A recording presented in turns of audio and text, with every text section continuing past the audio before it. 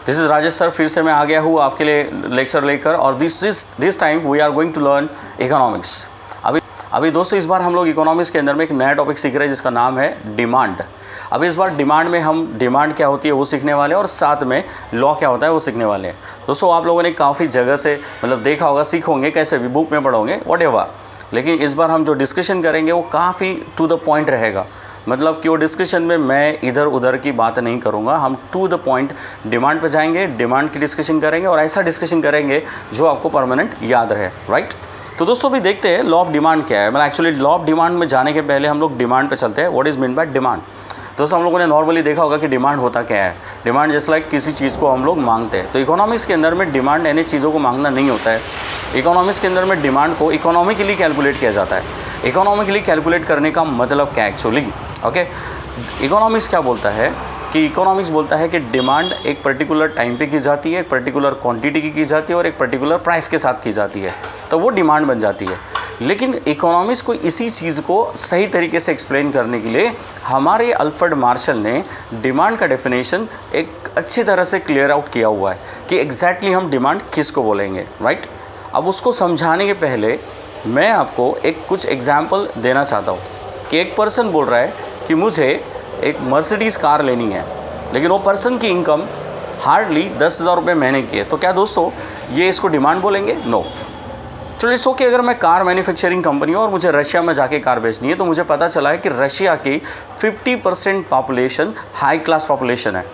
50% population में हम लोग ऐड कर देते हैं कि 10 करोड़ लोग होंगे, ओके। अब 10 करोड़ लोग अगर रीच है, अब ये 10 करोड़ लोग रीच है, तो डेफिनेटली ये मेरी कार खरीद सकते हैं। तो इसका मतलब हो रहा है कि 10 करोड़ की एक्सपेक्टेड डिमांड बनती है। अब दोस्तों इसको डिमांड मैंने क्यों बोल दिया कि 10 करोड़ लोग मेरी कार ले सकते हैं, तो मैं इसको इकोनॉमी में डिमांड काउंट करता हूँ। अगर मान लेते हैं रशिया की पॉपुलेशन 20 करोड़ है, तो क्या 20 करोड़ मेरी डिमांड होगी? नो। अब 20 करोड़ में 10 करोड़ रीच लोग हैं, और जो 10 करोड़ है वो पुअर लोग हैं। तो डेफिनेटली हमारी जो ब्रांडेड कार है, हमारी जो हेवी और रिच क्लास कार है, ये पुअर लोग तो खरीदेंगे नहीं। तो ये कार हमारी कौन लेंगे? रिच लोग लेंगे। तो उस हिसाब से 10 करोड़ लोगों की एक्सपेक्टेड डिमांड हमारे कार को लेके बन सकती है। तो दोस्तों अब ये कैलकुलेट कैसे हुआ? तो अल्फ्रेड मार्शल ने डेफिनेशन दिया है डिज़ायर, मतलब किसी भी चीज़ का अगर डिमांड को डिमांड बोलना है तो पहले डिज़ायर देखिए, फिर विलिंगनेस देखिए, और फिर एबिलिटी देखिए। जैसे स्क्रीन पे आप देख सकते हो दोस्तों, मैं स्क्रीन पे आपको दिखा रहा हूँ कि यहाँ पर हमारे पास स्क्रीन पर 3 आइटम से डिमांड डिफाइन हो रही है। एक है डिज़ायर, एक है विलिंगनेस, और एक है एबिलिटी, राइट। अब आप सोच रहे होंगे कि ये डिज़ायर का मतलब क्या है? Desire means what? डिज़ायर सबकी होती है, सबको कार लेनी है, सबको कपड़े खरीदने हैं, सबको खाना खरीदना है। तो डिज़ायर इसी को हम बोलते हैं जो हमारे दिमाग में वांट क्रिएट होती है, जो हमारे दिल में वांट आती है, या हमको लगता है कि मुझे वो चीज़ चाहिए, दैट इज़ वी से डिज़ायर। तो दोस्तों सबसे पहले डिमांड के अंदर पहला एलिमेंट डिज़ायर होना इम्पॉर्टेंट होता है। उसके बाद दूसरा डिज़ायर होने के बाद विलिंगनेस। अब डिज़ायर तो सबकी है, सबको कार चाहिए, सबको बंगला चाहिए, यू नो। तो अब विलिंगनेस के ऊपर आते हैं। अब विलिंगनेस यानी क्या होता है? एग्जाम्पल, मेरे सामने 3 कार रखी हुई है, रेड, येलो एंड ग्रीन। तो दोस्तों अब ये देखो, कार की डिज़ायर तो मेरी थी, अब रेड, येलो एंड ग्रीन, और वो भी हाई कॉस्ट वाली कार है। तो क्या मैं इसको लेना चाहता हूँ? क्या ये मेरी विलिंगनेस है? क्या ये तीनों कलर मेरे विलिंगनेस में आते हैं? तो क्या मैं इनको एक्वायर कर लूँ? क्या मैं इनको खरीद लूँ?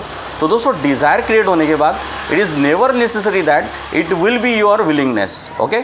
तो every time just you must remember that willingness होना इंपॉर्टेंट होती है डिज़ायर के बाद, क्योंकि डिज़ायर एंड विलिंगनेस में दोनों में बहुत बड़ा फ़र्क होता है। कार होना ये मेरी डिज़ायर है, और कार को खरीदना मुझे लेना है, मैं लेना चाहता हूँ, ये कार मैं लूँगा, ये कार मेरी है, ये मेरी विलिंगनेस है, राइट। तो दोस्तों डिज़ायर, देन आफ्टर विलिंगनेस, उसके बाद आता है एबिलिटी। अब मैं रशिया में 10 करोड़ लोगों को कार बेच रहा हूँ, करेक्ट। आप स्क्रीन पे देखते रहिए दोस्तों, आप 10 करोड़ लोग देख रहा हूँ मैं कि रशिया में मैंने स्टैटिस्टिक निकाला कि 10 करोड़ लोग मेरी कार ले सकते हैं। इसका मतलब क्या है? एबिलिटी है। यानी मैंने रशिया की 20 करोड़ की पॉपुलेशन को डिमांड नहीं बोला, मैंने रशिया की 10 करोड़ पॉपुलेशन को डिमांड बोला, जो कि 50% एक्सपेक्टेड मेरी कार को खरीद सकते हैं। क्यों? क्योंकि उनकी एबिलिटी है। दोस्तों एबिलिटी का होना मीन्स व्हाट? एबिलिटी का मतलब वो चीज़ खरीदने की आपकी कैपेसिटी होना, आपकी बाइंग कैपेसिटी होना, आपकी एबिलिटी होना। कोई एक गरीब अगर 10 लाख की कार को खरीदने की बात करता है तो देखो कार उसको चाहिए, डिज़ायर है, विलिंगनेस यानी उसको लेना है, विलिंगनेस भी है, लेकिन दोस्तों उसके पास एबिलिटी नहीं है, उसके पास फाइनेंशियल पोटेंशियल नहीं है, वो कार को नहीं ले सकता। Got it? तो इस हिसाब से अगर हम डिमांड की बात करें तो फार्मूले में desire plus willingness plus and ability, 3 चीज़ का होना। तो 3 चीज़ मैं बार बार रिपीट कर रहा हूँ, एक बार डिज़ायर, एक बार विलिंगनेस और एक एबिलिटी। जब इन तीनों चीज़ों को हम ऐड कर देते हैं तो वो टोटली बन जाती है डिमांड। Okay, got it? तो दिस इज़ व्हाट वी से डिमांड इन इकोनॉमिक्स। अगर हम सोशली डिमांड की बात करें तो सोशली डिमांड क्या हुआ? पापा मुझे आइसक्रीम चाहिए, पापा मुझे कार चाहिए, पापा मुझे घर ले दो। ये हुआ सोशल डिमांड, जहाँ पे हम एबिलिटी, विलिंगनेस और डिज़ायर की बात ही नहीं करते, वहाँ सिर्फ हम अपने एक्सपेक्टेशंस को कैलकुलेट करते हैं। पर जब मैं इकोनॉमिक्स की बात करता हूँ तो इकोनॉमिक्स में डिमांड, चीज़ों की डिमांड तभी बोली जाएगी जब वहाँ पे एबिलिटी हो, विलिंगनेस हो और डिज़ायर हो। तो दोस्तों ये है हमारा टॉपिक, ये था हमारा what is mean by demand. Okay.